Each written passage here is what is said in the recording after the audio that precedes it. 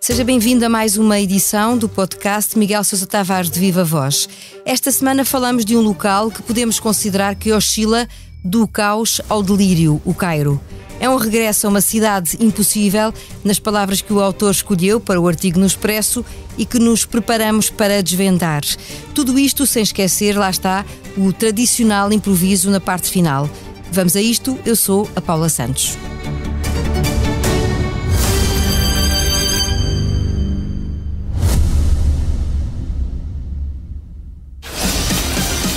Leia o Expresso em primeira mão, onde quer que esteja.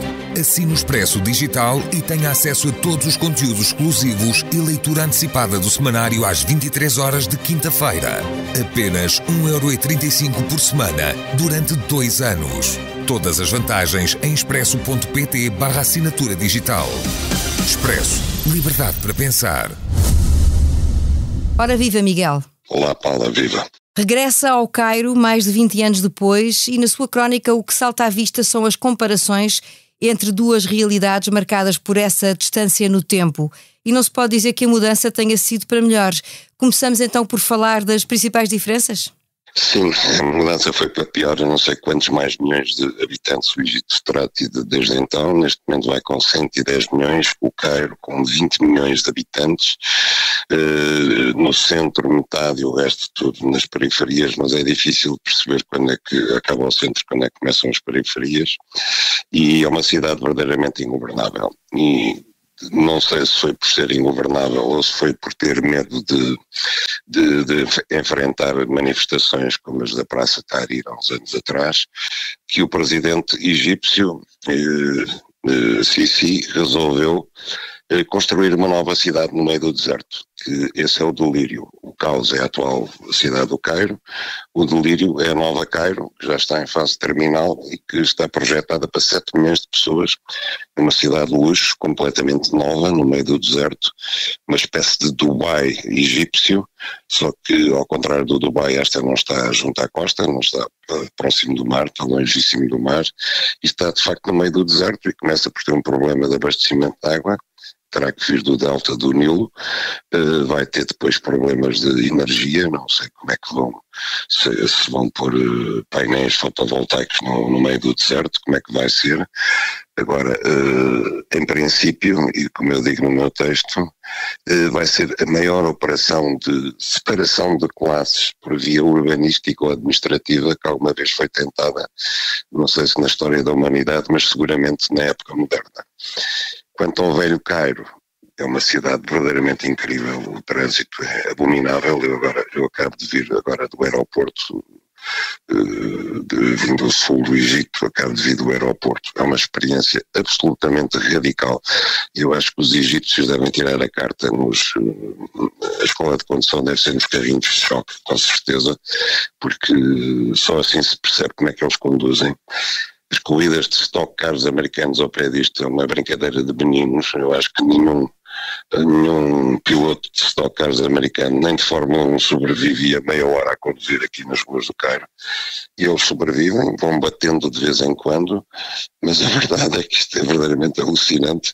É um teste cardíaco radical mesmo, só visto. E depois é toda uma cidade que está a cair aos bocados, tirando a parte rica, digamos assim, no centro, junto à Praça Tahrir, onde estão os hotéis novos. O resto, onde estão talvez 19.990 milhões de egípcios, são casas inacabadas, porque quem acabar a casa paga IMI, enquanto não acabar não paga IMI, portanto ninguém acaba a casa.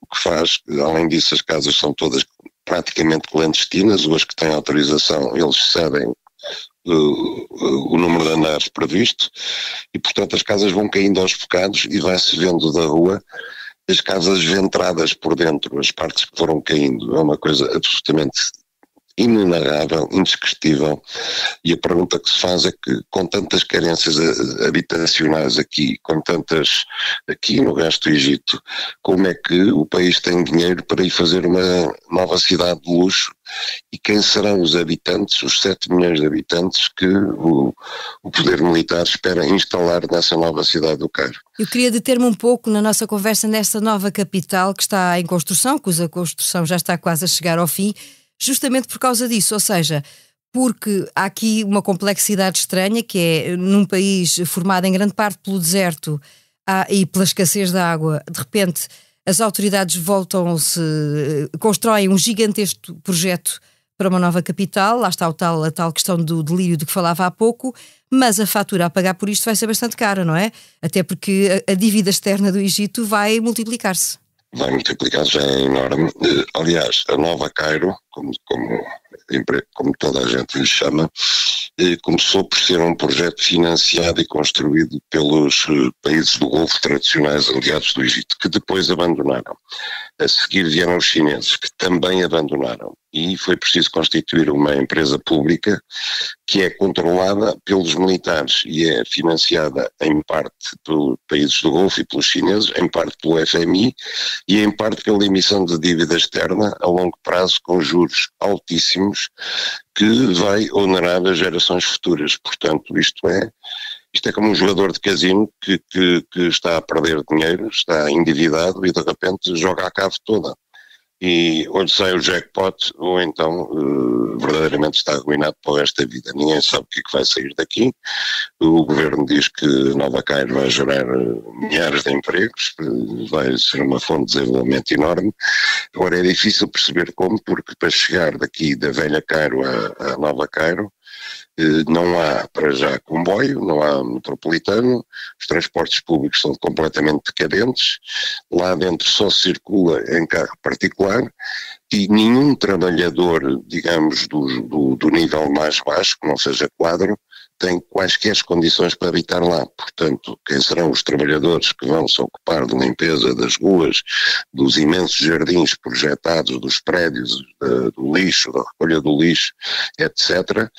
Quem são os professores, quem são os funcionários públicos que terão dinheiro para viver lá, é um mistério absoluto. Quem são os tais centenas de milhares de empregados que é suposto trabalharem ali, é um mistério. Assim como é um mistério quem serão os 40 mil turistas para quem foram construídos hotéis. Quem é o turista que quer vir ao Egito para ficar no meio do deserto, num arranha-céus, olhar para o deserto, longe do Cairo histórico, longe das pirâmides, longe do Nilo, quer dizer, longe das coisas que no fundo fazem a atração desta cidade. E do Cairo a Sharm el-Sheikh são cerca de 500 quilómetros. Passamos então do caos à promessa de um futuro melhor que continua ameaçado enquanto não houver mudanças reais e vontade concreta de todos. O Miguel não está otimista com os ecos que chegam da COP27. Diz que os dirigentes do mundo inteiro estão todos juntos a fingirem, mais uma vez, que se preocupam com a salvação do planeta. Mas assim não me parece que haja salvação possível, não é? Não parece. Aliás, é curioso que ao mesmo tempo o Egito seja o anfitrião da COP27. O Egito é um país que é preciso recuar na história para perceber que o Egito é o fundador do movimento dos não alinhados, através do Nasser. Não foi o único, mas foi o homem decisivo no movimento dos não alinhados.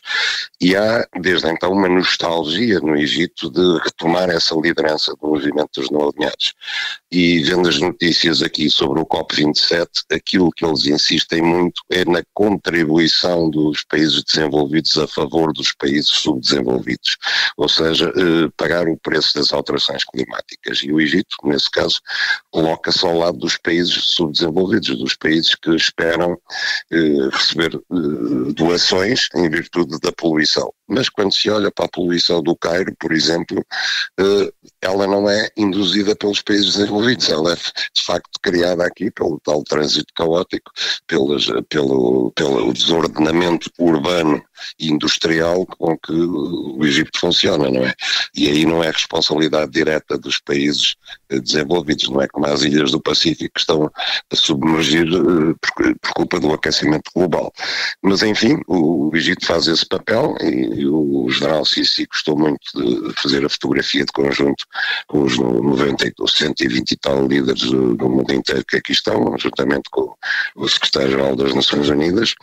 Todos eles fazem discursos de circunstância e não passamos disso, quer dizer, o máximo que a COP27 pode aspirar é conseguir implementar alguma das coisas da COP26 em Glasgow há 2 anos atrás, porque de facto de COP em COP aquilo que se avança no fundo é tentar que uma dê cumprimento a algumas das coisas que foi decidida na anterior. Entretanto, o objetivo era chegarmos a 2050 com controlar o aumento da temperatura no planeta em 1,5 graus. Neste momento, a expectativa é que cheguemos lá com 2,8 graus de aumento de temperatura, o que é verdadeiramente, como disse António Guterres, caminhar para o inferno.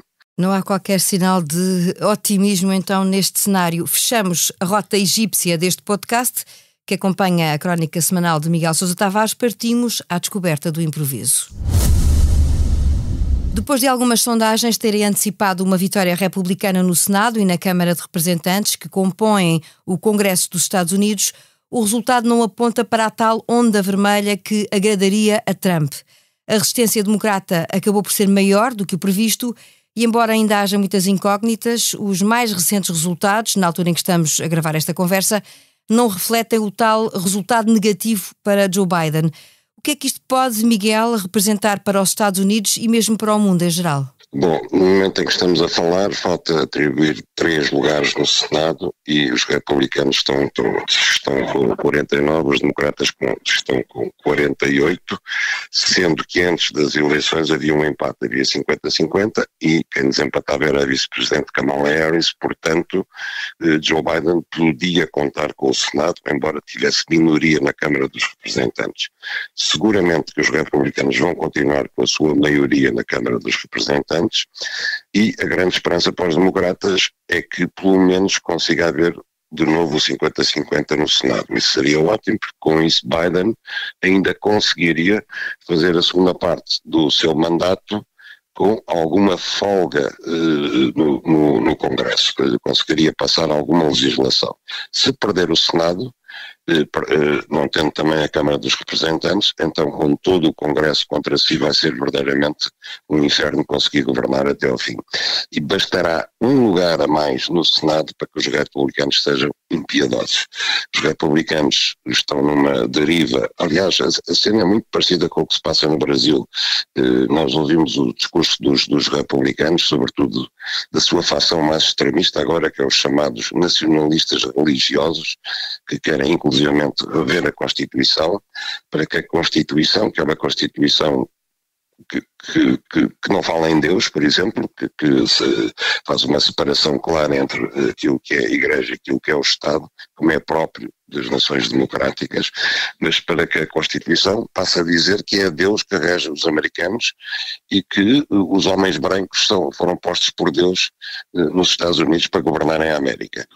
Esta concepção deste fanatismo religioso ligado à política, ligado a versões de extrema-direita, é o mesmo que assistimos no Brasil com os evangélicos do lado de Bolsonaro, que é uma deriva extremamente perigosa, extremamente incontrolável, que parte não só de uma elite privilegiada economicamente e socialmente, mas que tem raízes profundas no povo. Vimos isso com os camionistas do Brasil e vemos isso também com a classe trabalhadora, com os colarinhos azuis, como eles chamam nos Estados Unidos. Isso é particularmente preocupante porque, no fundo, coloca uma questão muito profunda e muito perturbante, que é simplesmente esta: será que o povo verdadeiramente gosta da liberdade? Será que o povo gosta de viver em democracia? Ou será que estamos a assistir a uma maré mundial em muitos países, inclusive na Europa, em que o povo prefere viver em autocracias governadas por ditadoras e submetidos a fanáticos religiosos? Fica essa questão e eu aproveito para, antes de terminar, fazer só mais uma pergunta.